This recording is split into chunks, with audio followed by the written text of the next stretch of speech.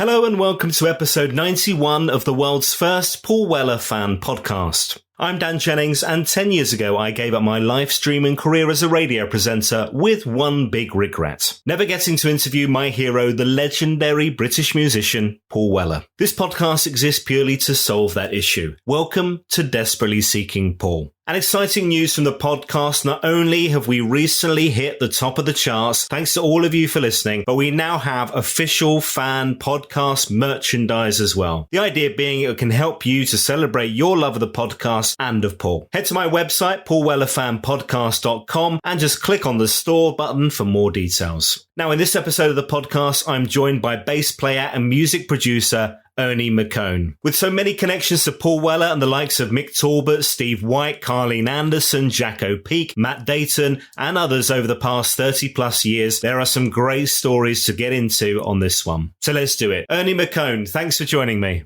It's a pleasure. You were there during a real key period for me, and an album that I've been listening to a lot recently, where you were touring like heavy soul around that period, which was right. Yeah. I love that album. I think it's great. I don't know, not many people mention that album, but I've been listening to it a lot over the past few days, and it's like, bloody hell, that's a really, really great album. It's a great album. Yeah. What was that? 96? Is it 97? Yeah, 97. Yeah. Great album. I'm not playing on the album. It's Marco on bass on the album, who's fantastic. And yeah, it's fantastic. Like all his albums, really, to be honest with you. I'm surprised people don't mention it very much because Wildwood's on there, isn't it? No, Wildwood's on Wildwood. Oh, of course. Yeah, so we'd have had Wildwood, would have had Stanley Road, and it was off the back of Stanley Road and recorded in a really live feel. And then you were part of that live band. So we're going to get into all this. I'm rushing ahead, but I just wanted to call it out because I'm excited about chatting with you. Let's kick off. When was it you first became aware of the music of Paul Weller? Quite young, actually. I was a soul boy when I was young. I had an older brother and sister who were into soul music, and my sister, Vivian McKone, played as well. She used to write songs and play keyboards. I remember thinking, who's that guy on Top of the Pops? Probably early 80s. I was thinking, well, I'm sure he was doing kind of rock music a minute ago. And this is the Style Council, obviously. And I thought that sounds quite jazz funky. And I was into jazz funk. I didn't play it this time either, so I was only a listener. But I could hear the influence of jazz funk in it and really liked it. And then, lo and behold, a few years later, my sister got the job as playing keyboards in that band, in the Style Council. Yeah, my sister Vivian McKone played in the Style Council. She did a couple of tours with them, I think. And I was a bit like, oh, it's that band that I remember seeing on Top of the Pops, you know. I like them. I thought they were pretty good, you know. So, yeah, she got the job. And obviously I went to see them a couple of times and thought it was really good. And that was my first kind of encounter, really, with Paul, Mick as well, obviously. And then it's probably about 88, I got a band together with some mates called Push. We were kind of on that rare groove scene, you know, that came around at that time, just slightly pre-acid jazz. And we played at the Town and Country, which I think is called the Forum now. And we supported Curtis Mayfield. Nice. And Paul's in the audience, and he came up to the dressing room afterwards, and I was like, oh, it's that guy, you know, that my sister's played with, you know, he's cool, I like him. And he said, I like your band and I'd like you to come to Solid Bond and do some recordings. So we ended up going and doing that. We recorded a few tracks, one that he wrote called Waiting on a Connection. I don't know if you've ever heard. I do know that. Yeah, I have heard that. It's a lovely song. I know he recorded a version as well. We recorded a version first, and it was his song, which is on YouTube, by the way. You should. I'll send you a link to it. We didn't put it out, unfortunately, and I wish we had. At that point, it was the beginning, really, of sampling and James Brown influences and beats. And I was a bit like, oh, it's a bit too songy, you know. And now looking back on it, we should have put it out because it's a fantastic song, and I think it would actually be a classic now if we'd put it out. So a bit of a mistake on my part, but absolutely brilliant song. But anyway, we recorded there, which was fantastic. It's written by Paul. Yeah, I mean, how lucky were we? As I said, it never got released, which was a damn shame. And what was it? Like a little rough demo of it at that point? Him on guitar? Yeah, he did a rough demo of it. His demo was great. It was kind of properly recorded and everything. And then we just copied it, really. We had a singer at the time. This was before Seal, Eddie, who very much sounded like Paul, which is why I think he was like, oh, I could write these guys a tune easily, you know. He had a similar range to Paul. So obviously he took to it, you know, straight away and could sing it perfectly, you know. We had Crispin on drums, who is still the current drummer of Push, me on bass, a guy called Nicky Compton on keyboards, Damon Brown, who's very big in the jazz world now on trumpet. Jacko, of course, on sax. Then we had a second sax player who unfortunately passed away recently called Christian Brewer, who was very big in the jazz world. And I think may have done a bit of work with Paul as well. I'm not quite sure. And then at that time, we had a singer called Eddie Saunders. That was just before Seal. So, that was the band. Absolutely fantastic. And Mick got involved as well, played on a couple of things. Paul was brilliant, to be honest. The way he recognised our groove and what we represented. He could see there was a new movement coming along, which ended up being acid jazz. Unfortunately, it didn't go as far as it should have for us as Push. But then I ended up playing for Paul, so did Jacko. And via Paul, we all ended up doing other stuff, Carleen Anderson and so on and so forth. So it was a great kind of hookup for us, really. And he was a great influence over me, especially, and the rest of the band, you know. Well, we'll dig into some of these stories around those connections that you talked about. I kind of skipped a little bit because am I right in thinking this whole thing for you, this love of performing music and that was like really young, you were like a child actor or child singer and dancer, weren't you? I did do a bit of performing as a kid, yeah, but I was always a little bit in the shadow of my sister because my sister was really, really good. She was a singer and dancer. She did Bugsy Malone. She did lots of acting and she was in Casualty, when the first runs of Casualty. She was in several films. And to be honest, she could have made it fully as an actress, but she was really into songwriting and singing. And it was that time of the 80s, you know, when lots of great things, Michael Jackson, great songs, you know. So she just fell in love with it and decided that that's what she wanted to do. So she ended up doing that. But she was the one that was that everybody knew, really. I was a little bit in the shadows. In fact, Mick always says to me, when she joined the Style Council, she said, oh, yeah, my brother plays a little bit of music. You know, and he was like, really? And she said, oh, yeah, he's got a little band. And lo and behold, about 4 years later, I've to this day, I work with Mick Talbot pretty much all the time, you know. And he says that we were all a bit like, oh, I wonder what her little brother's like, you know. So yeah, it was, you know, I was always a little bit in the background, but she was tremendous in her day, I have to say, at dancing, singing and writing and everything, you know. I wasn't really a child, so I started quite late, actually. I didn't really start playing until about 18, 19, 20, around that time. Quite late. And it's quite late. It is quite late because a lot of people start when they're sort of 15, 16. But I was really into music and I kind of not got forced into it, but I kind of thought, what's the next step? By the time I got to about 18, 19, and it was all around me because my sister, I don't know if you knew any of the Brit funk bands like Light of the World and High Tension, and they were all friends with my sister. So all of that lot were all around. So I was always watching live people playing at quite a young age. And I just decided by about 18, 19, have a go, you know, and here I am.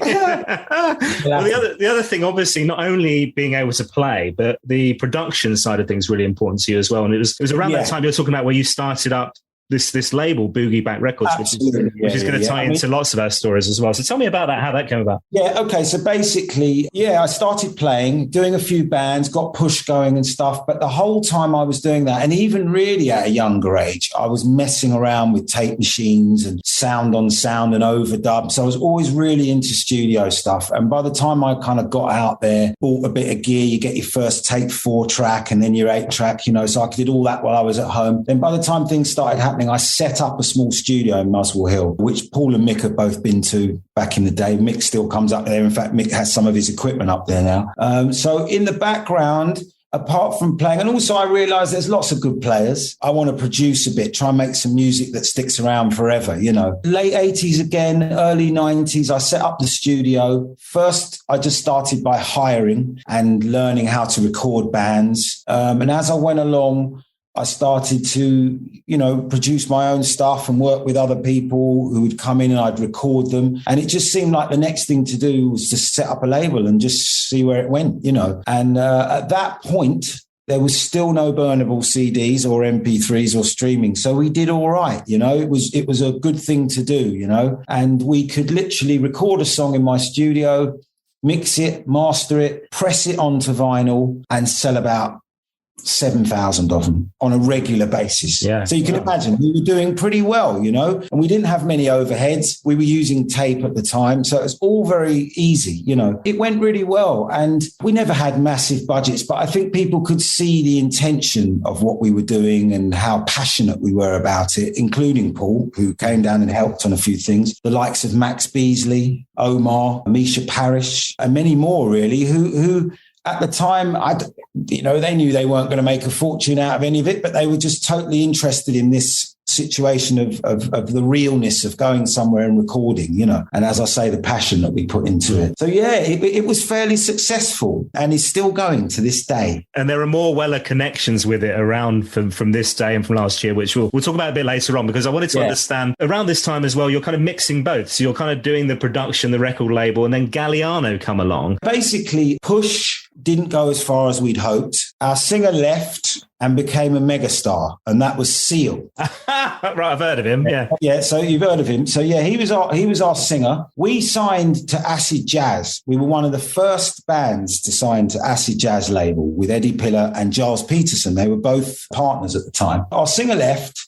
So we got another singer, and the new singer that we went on tour with was Seal, and they were blown away by him. They loved him, obviously. Everybody loved him. We did one tour with him, and he did that tune with the Damski, and that was the last we saw of him. So we realised this isn't going to happen, guys. Anyway, as luck took it, about a year later, Galliano came along. Now, they were also signed to Acid Jazz. We were all on that first Acid Jazz compilation, which I believe is called Acid Jazz and Alliance Grooves or something like that. He needed a band, and Mick was playing. In fact, it was originally Steve White's brother, and Mick. Steve White went off to do Weller. Steve White's brother went off to do Oasis eventually. So they were left with just Mick. So Mick said, well, look, I know these boys, Push. We'd had them in the studio a little while. They got a good groove. Perhaps they'd do the job. And of course, they knew us from this first Acid Jazz compilation. So we got a call to do that. We didn't know what it was going to work out to be, but it turned out really it was the beginning of the whole Acid Jazz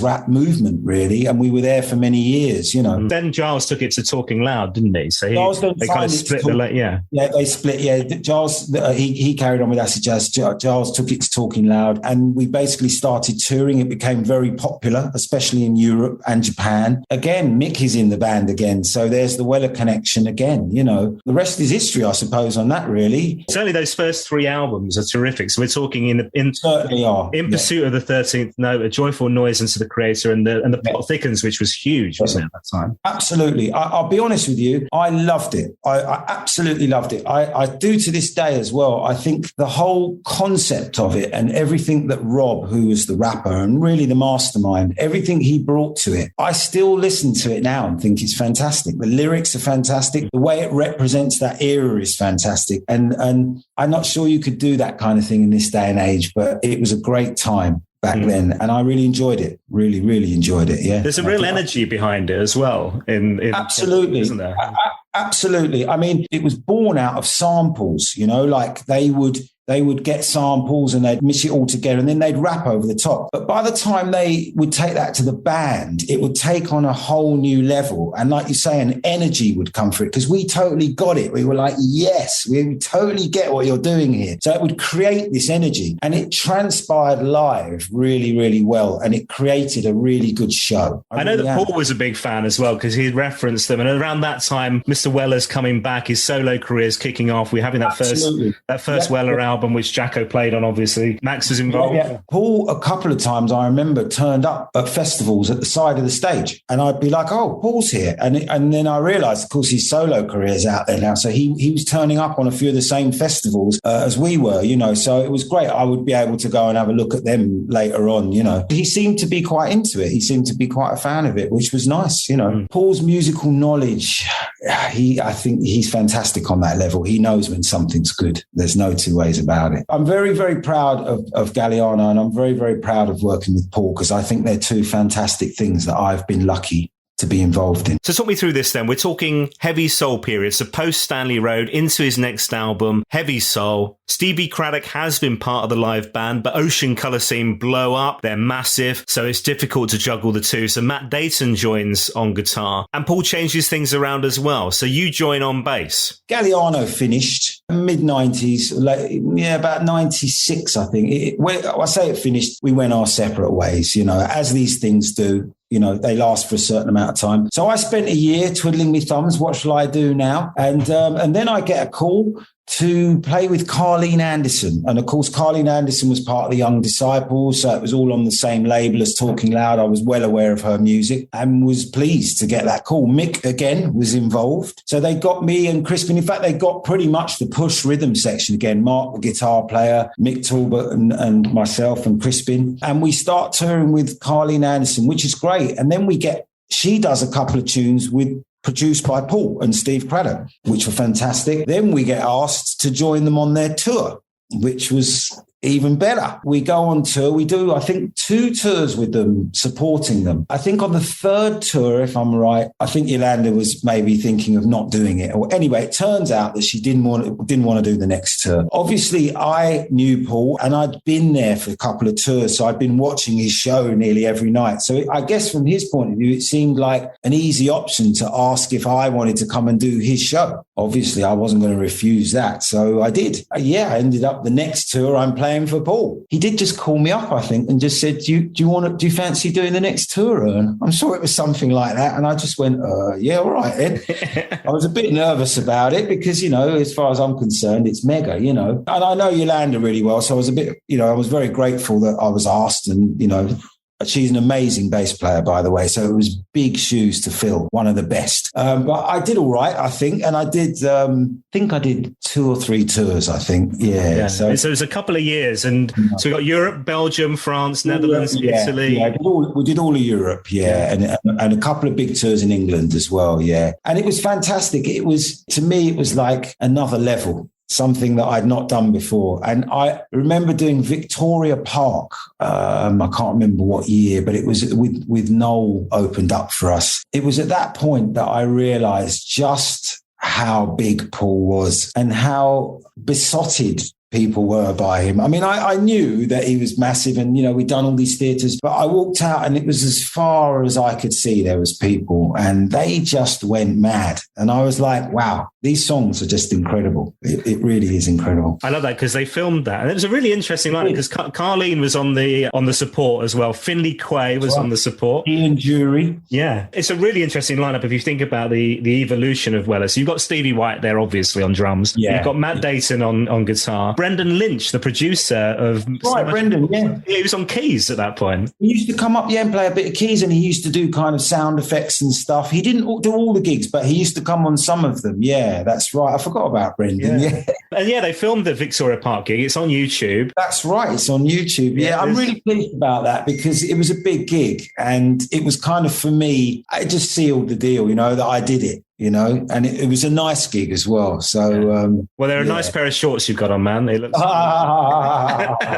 very hot day. Very, very hot. It looks hot. Weller's absolutely sweating a bucket. It's like and you're all right. Noel Gallagher kicks things off. Actually, I think Liam was there that night as well, backstage. They were all back there. Yeah. And Noel comes on and says, "For what we're about to receive, may Mod make us truly grateful." I remember it very, very well. And the set list around that time is really interesting because when Paul first came back as a solo artist, he was digging into the Style Council and the Jam because he had to, in a way. But then at this point, there's literally not a single Jam song, not a single Style Council song in that set list. It's all Weller solo stuff. Absolutely. I'll be honest with you, I was a bit disappointed about that. And not only that, there was a little bit, I don't know if it was just the time. I don't know if I'm saying the right thing here, but it seemed a little bit like, we're not doing that nowadays, like it had gone out of fashion.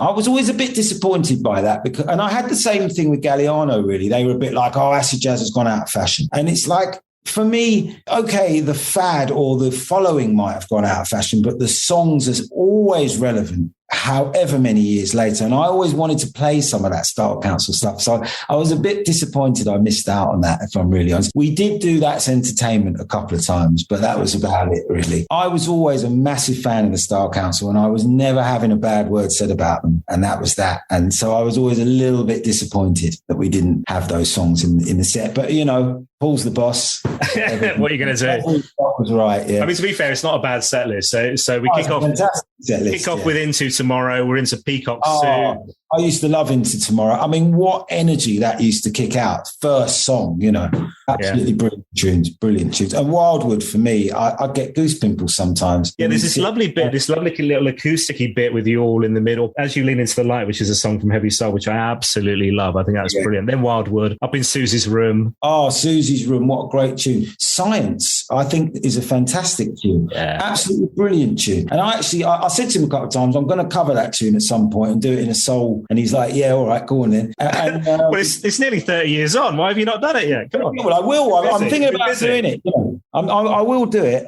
Broken Stones as well. I absolutely loved playing that tune. Really, really good song. The Victoria Park gig was Noel gets up and plays I Walk on Gilded Splinters, the Dr. John cover off of Stanley Road, doesn't he, on that one? Yes, he does. Yeah, that's right, yeah. But that must have been a brilliant reaction. It's great, yeah. Yeah, they were on fire, Oasis, at that point as well, weren't they? They certainly were, yeah. They were massive at that point, yeah. Talk me through what it's like to be on tour with the Weller crew in that period, because I'm imagining, I mean, Paul's back on top, he's selling, number one album, selling millions of records. It all got quite messy at that point in terms of after parties and stuff like that. How much can you tell us? It did. Well, I was up for it the same as anybody else. I enjoyed myself immensely. I got on very well with his dad, which is always a good thing, John, which was nice. He'd always have a drink for you if you wanted one. It was the same as any other band, apart from you were just on a bit of a higher level, really. You were looked after well. Obviously, when I was doing Push and Galliano, you wouldn't get half the hospitality that you would have done with Paul. So obviously I really appreciate that. We went out and went bonkers a few times. I mean, I don't know how much I'm going to say about that, but we certainly did. I was a lot younger then. I could never do that now, but I'm glad I did it because I really enjoyed it. I always got on really well with Paul, which made things easier. I think there was a mutual kind of thing there, which was quite nice. We got very, very drunk a few times and maybe enjoyed ourselves a bit too much. I'm not going to say much more than that, but not too many times, but a few times. I enjoyed it, man. That's all I can say. I really enjoyed it. We used to rehearse a lot, which I liked because, you could really get your thing down really well. And yeah, generally I enjoyed it. I was looked after really well. A few others on the podcast have talked about those rehearsals and how, like Paul's work ethic. You're not messing about on those things, are you? Yeah, no. We used to really rehearse a lot. Now I'm a big fan of that. A lot of people aren't. And maybe we did do a little bit too much, but I'm a big fan of it because it pays off when you need it. For instance, here's a scenario. When you have been on a big night the night before on tour and the next day you're jaded, man, and you're not feeling up to scratch, those rehearsals pay off because you can almost do it in your sleep, if you know what I mean. And I think that's part of it. It's feeling sure, 100% sure that no matter how you feel or what the weather, you can get up there and do it. I mean, to be honest, you can't do that so much these days because people don't have the finance to do it. We all had to be paid every day and you got to pay for the rehearsal room and techs and blah, blah, blah. So nowadays it's like you're lucky if you get one day's rehearsal. And so I miss them. I think it was a good way to do it, but unfortunately, I don't think you can do it. I don't know how much he rehearses now, Paul, probably still quite a lot. But yeah, I'm a big fan of it. And it is work ethic. He used to make sure everything was right. And I think people miss that a little bit these days. Yeah, I guess there's also that thing of it gives you the confidence before, particularly if, like at that point, it's a new band at the start, right? Absolutely. Confidence is the word. It's the key because then you can smash it rather than feeling a bit scared, about what you're doing, or unconfident. And people pick up on that straight away, I'm a big fan of Paul's work ethic, full stop. I've learned a lot from him on that level as well. And he's also from the old school, which I call it in recording as well, where if you start something, you see it through, even if it takes days, even if you're up all night, you see it through. And that's an ethic that a lot of the youngsters don't quite have these days. And I'm a big fan of all that. I really am. And Rhoda Dakar talks on the podcast about how she got that work ethic from Paul, and now she's kind of distilling it down to her son, who's got like a young, I think he's like 18, 19, she's passing it on. Absolutely. I'm doing the same. My kids both play. They play for Maverick Sabre. I don't know if you've heard of him. Oh, yeah. I love him. It's great. They play for him. And I think at some point they were going to do some stuff with Paul's daughter. So, yeah, the kids are now all interacting again. I put that down onto them as well. They've seen that work ethic with me, and they know that that's the way to do it as far as I'm concerned. Now, the other thing I wanted to talk to you about was obviously bonds are formed on tour. When you're part of a band, you're really tight, and so many of these connections have carried you right through the last 20 years. So we're talking like Matt Deighton, Mick Talbot, these really big. So it'd be lovely to talk through some of these connections. So let's talk about Mick, because there's another connection which is really nice, which is the Craig Charles Fantasy Funk Band. Oh yes. Well, Mick is one of the most unique people I've ever met. I think he's amazing. He could be a stand-up comedian if he wanted to be, which, as you can imagine, on tour works really well because you need someone like that. He's a brilliant musician and a very unique musician as well. His keyboard playing, there's not really anyone else like him. And so he has a certain sound, and I think Paul would probably agree with that, which is probably why he grabbed hold of him as well. You know, he's just an all-round great bloke. And yeah, obviously he helped us with Push. That's where obviously I first kind of hooked up with him. And then with Galliano, again, you know, what he brought to Galliano was just amazing. He made it sound so massive with just the Fender Rhodes. And I was blown away by all that. You know, we toured an awful lot with Galliano. And I got to know him very, very well. We'd spend many, many nights sitting up in the bus on long journeys and talking. And then obviously Mick wasn't in the Weller scenario when I was doing, but obviously once I'd done it, we had that as a kind of a relationship that we could also share stories of our time with Paul. And then we did Carleen together as well, which again, he was just amazing. His Fender Rhodes was just, you know, it used to just sound amazing. And his Wurlitz are playing as well. And to this day, if I can get Mick on the gig, he's my first call, because he brings something to the table that other people can't. He just has a certain sound that suits. I mean, Craig loves him because he's got that Ray Charles kind of sound that people love, especially on an old Wurlitz. You know, he can play the blues like no one else I know. Yeah, to this day, if I can get him on anything, I will. I love this idea of Craig Charles doing the radio show on Six Music back in the day, wasn't it? So this was the late noughties, and he does this regular feature where people had to vote for the perfect British funk lineup, and there's so many great people who are part of this, but you get voted in. I don't know how that happened. I'm going to have to do it. And I was a little bit like, was everyone else busy? Yolanda Charles wasn't around, right?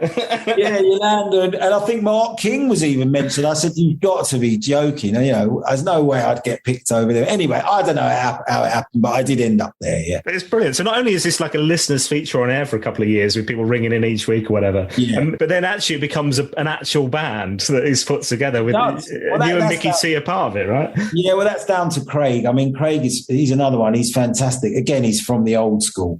And, you know, when he gets an idea, he makes sure it happens. So lo and behold, he gets this whole band together. Yeah, I'm involved, Mick's involved, James Taylor from James Taylor Quartet. There was a few different lineups, but it was a bit hectic, if I'm honest. The Craig Charles Fancy Funk Band, you play... I mean, BBC Proms you play, and even Glastonbury, right? Yeah, did we play Glastonbury? I think we did play Glastonbury. Yeah, we did quite a few festivals. Yeah. Amazing. Yeah, I mean, obviously, because Craig, we did play Glastonbury. You're absolutely right. Yeah. God, it just seems like so long ago since COVID. Because Craig is such a popular DJ, he always had an in with these festivals to bring his band along. So it was perfect to do the two things. So we did end up doing a good few festivals, yeah. Right. Another really great thing I'm so great to be involved in, you know. And I mentioned connections. Obviously, Matt Deighton is a connection that's continued to this day as well. Not only playing on solo albums, there's also a couple of wonderful connections we should talk about because people have to know about these if they don't already. One being Monk's Road Social, which is just this fabulous project. We've now had 3 double albums of amazing talent on them, you know, led often by Dr. Robert, but Mick Talbot's on it, Whitey, Jacko, Stone Foundation, Catherine Williams has been on some stuff. Absolutely. it's a great project. I'm a big fan of Dr. Robert as well. I met Dr. Robert and Paul at the same time. As I told you, they came to the Curtis Mayfield gig. Dr. Robert's fairly similar to Paul in many ways. That work ethic is there. That old school work ethic in the studio. He's a great producer and a great songwriter as well. You know, I'm really, really chuffed to be involved in the Monks Road project. Mick again is in there, Crispin, Steve White. It's just a great project. Matt as well, who writes some of the songs, you know. Yeah, but he's such a talent, and he's a lovely guy as well. He's been on the podcast. Matt, I mean, Matt is just fantastic. I don't know where to start with Matt. He never ceases to amaze me, to be honest. A bit like Mick, he's a complete unique character who you just wouldn't find many of him around, where you wouldn't find another one, really. His songs are amazing. They're just second to none. And I know he's had a documentary recently about him, and rightly so, because a lot of people don't know who he is, and he's absolutely fantastic. I first met him in Mother Earth. Absolutely loved Mother Earth. Great bass player in that band, by the way. I thought they were absolutely brilliant band. And then I hook up with him again in Paul Weller, and I'm like, oh, it's that guitar player from Mother Earth. He's fantastic, you know. And then I get to know him playing with Paul and realise that he writes all these great songs. He's not just a great guitar player. He writes all these fantastic songs. And we used to have nights where after gigs, we'd smoke a little and drink a little, and he'd get his guitar out and he'd say, listen to this, and he'd play me a song. And I tell you, my jaw just dropped. I'd just be like, that is incredible, you know. So he used to do that quite a lot. I always used to say to him, listen, man, if you're ever going to record any of that, let me know, you know. So he did.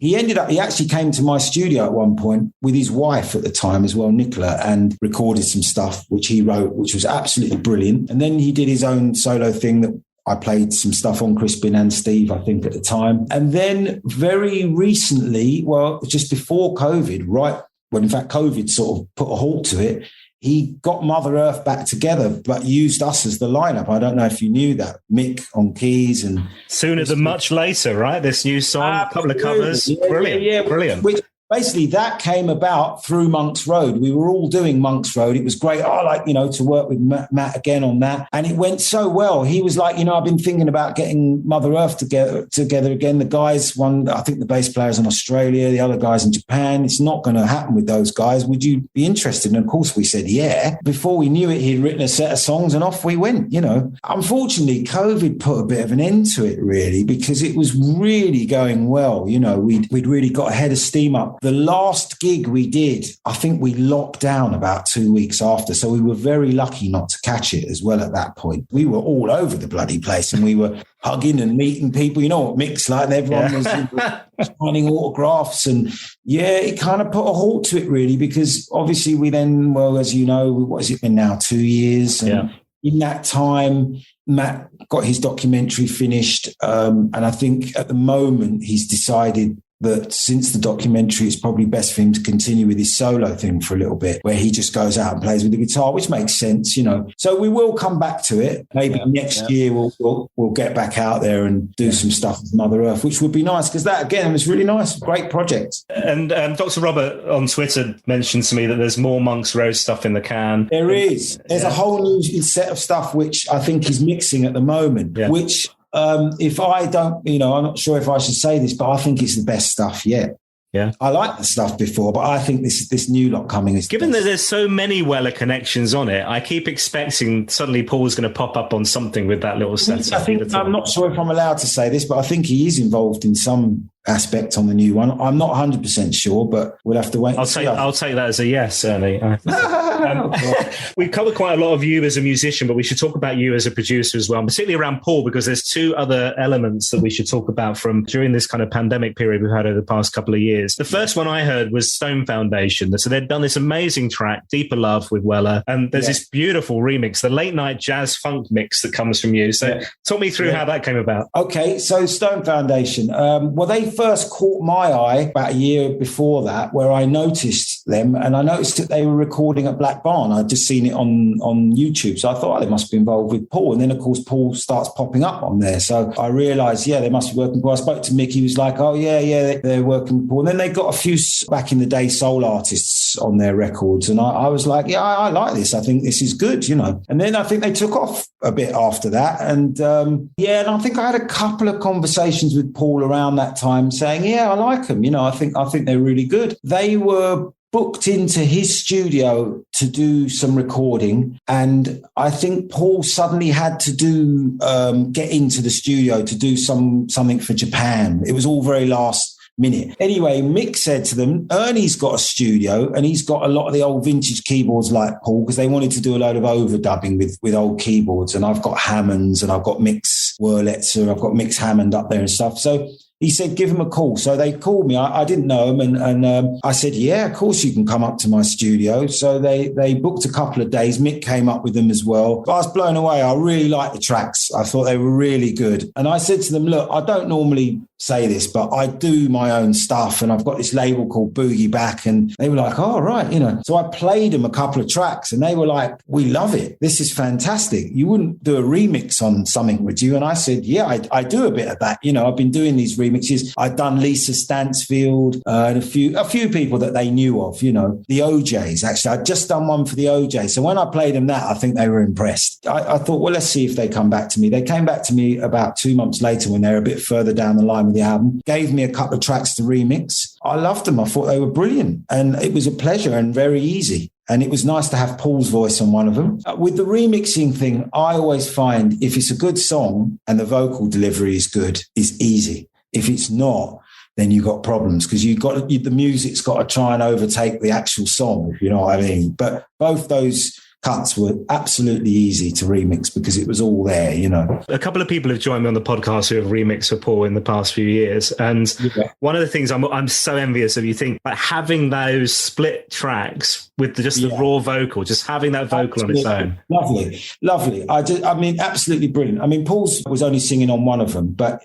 Deep Blood, but it was great. I mean, it's not even like a complicated song. It has hardly any lyrics, but his delivery of it is just fantastic. Really, really good. I like the remix. I think it works. I think it brings out a little bit in it. And again, really, really proud to do it. The thing is with it as well, the original is kind of like a dance number. You can hear it. If discos existed today, it would be played in discos, right? But your version is like, it's coming to the end of an evening and here's that version of the song. It's a bit more chill, a bit more mellow, with calming down, right? Yeah, a little bit more chilled. And I kind of tried to work it more like a sort of mid-tempo Roy Ayresy sort of tune. So it brought a kind of, a kind of smoother soul sound to it, really, which I think worked. I mean, I hope, Well, I'll put a link to it in the show notes as well. And then we have to talk Fat Pop Volume 1. Weller was back last year. And yes, another number one album, for goodness sake. Yeah. And one of the many, many standout tracks of an album full of standout tracks, Glad Times was on there, which is just a brilliant song. But October, we get a bunch of remixes of There's You by the Soul Stepper himself, remixed by Boogie Back, a new version of Glad Times. So how did that come about? Well, that came about obviously because of the Stone Foundation, because obviously Paul then heard, I guess, Neil played it to him, and Paul then called me and said, would you do a remix of one of my tracks? And I said, well of course I would, I'm going to be really honest. He sent me the track and I was very nervous about it because, it's Paul. I was just nervous about it. I don't know why. I've remixed for quite big people and I'm not blowing my trumpet, but I was really nervous with Paul because I have history with him and I respect all of them, but I was just very nervous about doing it with Paul. It was something that I just wanted it to come out right. And I wanted to make sure that he liked it more than anything. And I guess because I just got so much respect for him. And I got the track and I thought it was very slow. And I thought, how am I going to, because he was like, I really like what you did with the Stone Foundation track. And it's kind of like the BPM of that is so much faster. And I was like, okay, cool. So I was just imagining I would do a similar thing, So I got the track and was like, oh, wow. This is really, really slow. And the feel of it is very, very slow, and it's lovely. I could. It's quite melancholy, isn't it? The beginning's quite melancholy. I can hear straight away. This is a great song, and the way they've recorded it brings out the melancholiness of it, and that's what's making it work here. How am I going to take that top line and transmit it into soul and without losing all of that? Like, how am I going to do that? And I was like, yikes. And I remember I put it on my headphones and I went for a walk, and I just thought, you know what, walk around the block a few times and listen to it and think what you can do. And he called me, funny enough, while I was having this walk, and he said, have you got the track? What do you think? And I'll be honest, at that point I was thinking, oh no, what am I going to do? And I said, yeah, it's great, Paul. I get it. I'm not sure. Can I put a couple of ideas together? And he just went, yeah, all right. So he left it with me. I went up the studio, and but when I do remixes, because I play drums on them, right? So I do it all from the drums. Like, once I've got a beat going to the vocal, I can then think about the music. I have a wonderful guy who I should mention, a guy called Toby Baker, who comes in, he helps me with all my remixes. He's a fantastic musician who plays everything. And without him, my ideas would go nowhere. So he takes these things to another level, but I have to have the plot. So he comes in and says, what have you got for me, Ern? And then he'll take the chords I've done and he'll vamp them in a certain way, or the bass or whatever, But the drum beat and the tempo and the skeleton of the track has to be there. So I have to do that. So I used Time Stretch, obviously, with his vocal, took it up a few bars, and I was pushing it as far and far as I could go to get the tempo up without trying to lose that feel. And I finally I did about 3 different things, actually. I finally set on one. I sent one to him and he was like, yeah, I like it. And that was it. And I thought, it's not right. So I toyed with it again, and I came back with the one that is the one that's out there. And he said, no, I much prefer this. I like this. This is really good. We should go with this. So that was it. I then went back and filled in all the gaps. And it's funny because people who hear it, who don't know the original, just know my version, they go, oh, this is great. It's a great little soul tune. And then when you play, I say, it's actually a remix of this. And they're gobsmacked because they're like, I can't believe it's the same tune. So in a way, I think the difficulty was that. And I think if there's anything that got pulled off, whether or not you like my version, is the fact that I managed to do it in a different way, in a soul way, in my way. That was the bit that I think I managed to pull off, Well, that's what you want from a remix as well, though, isn't it? It's like if you're going I think so. Just going to add a different beat slightly. That's not enough. I don't call that a remix. No, I mean you're basically you're taking a song and you're putting it into a different era, or a different, not necessarily a different era. You're putting it into a different style, so that, for instance, a different audience will listen to it and see it in a different way. Like you do a house mix of a track that isn't a house track, or vice versa. And to me, yeah, that's what remixing is about these days. I mean, in the old days, it wasn't. Remixing was just you did a rebalance of something and you might have a bit more of the drums. But nowadays, I think it's evolved into exactly that. You have a completely different version. I was happy with it in the end. It got some nice comments and I think he liked it. So that was good enough for me. That's all right, isn't it? That's all right. And do you get to hang out with Paul much? Do you get to go to Black Barn and stuff? Or? No, I've spoken to him a few times recently. We were supposed to go and record with Mother Earth at Black Barn, and then COVID hit. So that was a real shame. We never actually got to do that recording, which would have been nice because I know he would have got involved. He's offered for me many a times. I'm thinking about doing some new push stuff, actually, which I should mention. Me and Jacko and Mike and Crispin have been writing some new push stuff, and we feel it's time that should maybe be revisited now. So we've been doing some demos which sound really good, and I'm thinking about asking him to go down there. I really like the sound at Black Barn, so I'm thinking about asking if we can go down there, and hopefully he might jump on a couple of tracks, Nice. Well, that sounds great. Yeah, because Jacko's obviously been part of the mix, and I know he's part of the summer shows that are coming up as well. Yeah. So, Neil Sheesby, Stone Foundation. You mentioned Seal earlier. Said ask him about his Seal story. Okay, so the Seal story is this. I love Neil, by the way. He's great. Brother Shees, hello, thanks for listening. I love their band. I think they're brilliant. Okay, so basically, our singer left. We get this deal with Acid Jazz. They say you better get another singer. So a friend of ours says, I know this guy. Go and see him. We went to see him. He was in a bedsit in Kilburn, and his job was I don't know if you remember back in the day, but in the red telephone boxes in the West End, you used to stick up things for like phoning up, you know what. If you wanted a a bit of special telephone numbers, special telephone lines if you wanted a bit of fun. So that was his job, and we were like, oh, that's a bit rough. But anyway, he was a good singer, and we were like, okay, he's cool. Anyway, he came to rehearsals. He was fantastic. We loved him. We go back to Acid Jazz. We say, we've got a singer. They say, you've got to go to Japan next week and promote the album because you're the only band on the album. So we go to Japan. He absolutely smashes it. They love him. On the way back, we realised that our tickets can stop in Bangkok. We've got a stopover in Bangkok, and it says you don't have to come back to that plane for 2 weeks. I don't think they do that these days. So we realised we can stay in Bangkok 2 weeks. So we get out the plane, me and Seal and the keyboard player. We go to the islands in Bangkok, and we get very out of it. Anyway, Seal hires a motorbike because you used to hire motorbikes to get around, and he has a dreadful motorbike accident. All cuts up all his legs. So when we're leaving, he can't leave. He has to basically stay there. We had to send him money. His mum had to send him money for hospital bills. Anyway, when he comes back, this is about 3 months later now, we can't find him. Where is he? And we're ringing him up, can't find him, ringing him up. We finally, about 2 months later, I'm sitting at Glastonbury and he walks past me. And I say, what are you? I'm just sitting waiting for a band to come. Where have you been? And he says, well, I came back. I've been working with this guy. And I say, well, he said, I did this tune with him on the weekend, actually, the weekend before, a guy called Adamski. So I said, all right, okay, cool. Look, here's my number. Just make sure you call me as soon as you get home. About a week, 2 weeks later, I still hadn't heard from him. I turn on the telly and there he is, number one. That's my super story.